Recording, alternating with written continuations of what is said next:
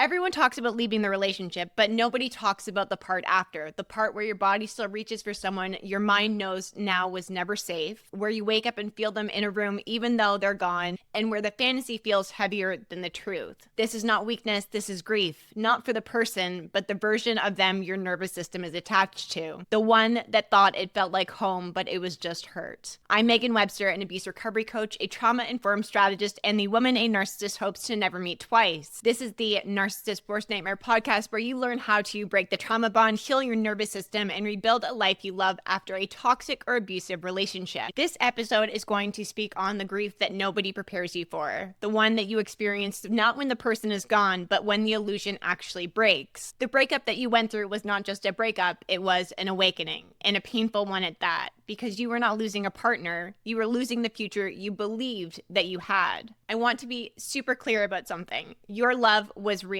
Your loyalty was real. Your feelings were real. Your intentions were real. Your hope was real, and your emotional investment was real. The part that wasn't real was the person you attached all of that to. Women inside of the RRR membership often ask the same question once they step in the doors: what was real and what was fake? They torment themselves replaying every moment, conversation, loving gesture, every promise, but the answer is super simple. Everything you felt was real. Everything they performed was not. The beginning was not truth, it was strategy. Their tenderness was imitation, their presence was leverage, their intensity was bait, their connection was performance, and their promises were manipulation. The person at the end, that's the real one. The person at the beginning wears the mask. You didn't fall in love with them, you fell in love with the version that they played. Your grief is not about the loss of a partner. It is about the death of a story that you built around them. Trying to figure out what was real becomes psychological torture. Your mind tries to protect you, finding meaning, patterns, or proof that at least parts of it mattered. But the beginning was designed to make you attach very quickly and very deeply. Their vulnerability, their confessions, their intensity, their emotions, their availability, it was curated. And once you understand that and accept it, the confusion starts to ease. Not because it hurts any less, but because the truth finally gets to take shape. Nothing about how you felt or your experience was false. Nothing about their behavior was genuine. A trauma bond feels like an addiction, not metaphorically, literally. Your nervous system becomes conditioned to that cycle. Your body reacts to the highs and lows. Your brain becomes dependent on the patterns. The inconsistency becomes the rush. The reconciliation becomes the relief. And the unpredictability becomes the chemistry. This is why leaving feels like a withdrawal, because it is. You are not missing the person. You are missing the chemical loop. The temporary relief followed by the chaos. And you missed the beginning the most because it gave your system the hit it had once been conditioned to crave. And this is where part of my own story lives. My moment of truth was not dramatic. It wasn't during a fight. It wasn't during the chaos. It was quiet. I had just gone through another round of the same pattern, another argument that was twisted reality, another apology built on absolutely nothing. Another moment where I realized I had lost more of myself. I was sitting on the floor with my back to the door of the room, and I couldn't explain why I was so exhausted. It wasn't emotional exhaustion. It was my nervous system shutting down. And a thought dropped into my mind that changed a lot of things for me. I actually don't want the beginning back. For so long, the beginning was the thing that I kept trying to resurrect, to fight for, to justify everything that had happened. And in that silence, I realized I actually didn't want any of it.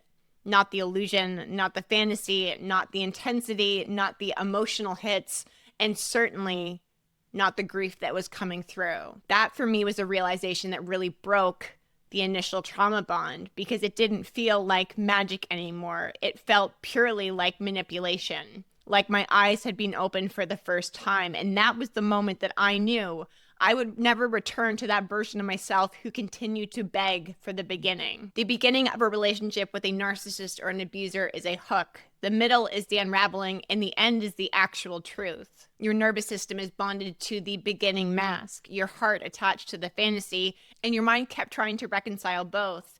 And this is why the grief hit so hard. You're releasing a life that you imagined, a relationship you thought you had but didn't exist. You were loyal to a performance. You were committed to an illusion.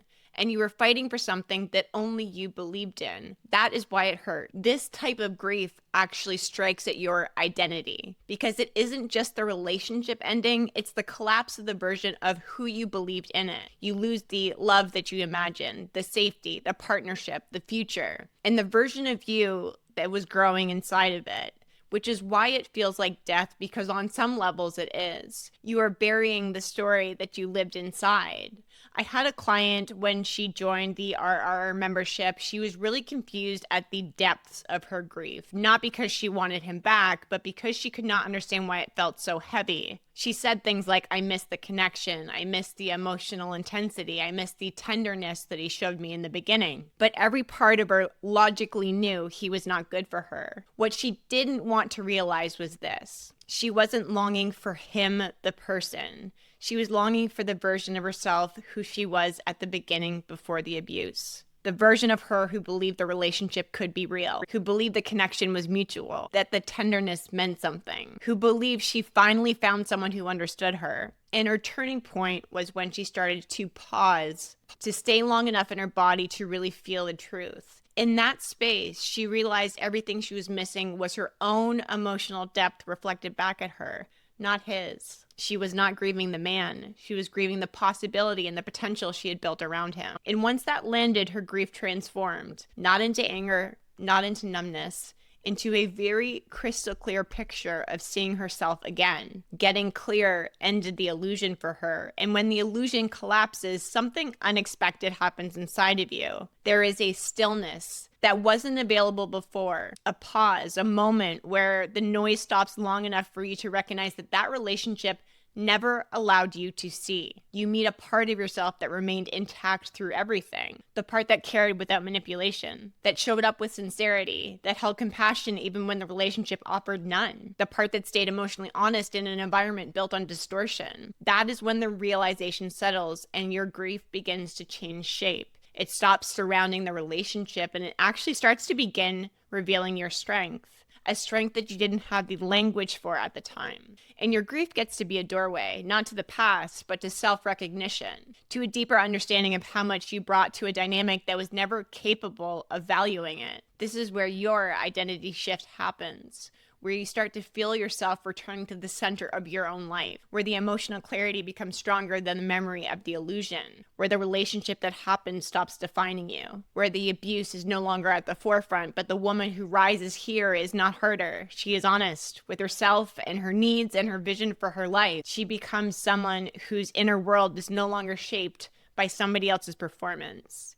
And at this point, you have an opportunity to create a life rooted in reality instead of survival, where emotional depth becomes a gift and not a burden, where your standards come from self-respect, not desperation, and where you get to choose connections that align with who you are becoming, not who you had to be to survive them. This is where the illusion ends and where you begin again. If this episode cracks something open for you, good. That means you're waking up. Share this with the woman who needs it. Hit follow so you never miss the next one. Send me a DM on Instagram and tell me what landed hardest for you. And when you are ready to fully heal the trauma bond, rebuild your identity, and rise into the woman you were meant to be through your grieving windows, please join us inside of the RRR membership. This is the Narcissist Worst Nightmare podcast. And remember, grief lives in your body and can become a doorway to your healing when you uncover, discover, and discard the abuse that happened to you so you can learn how to live freely now.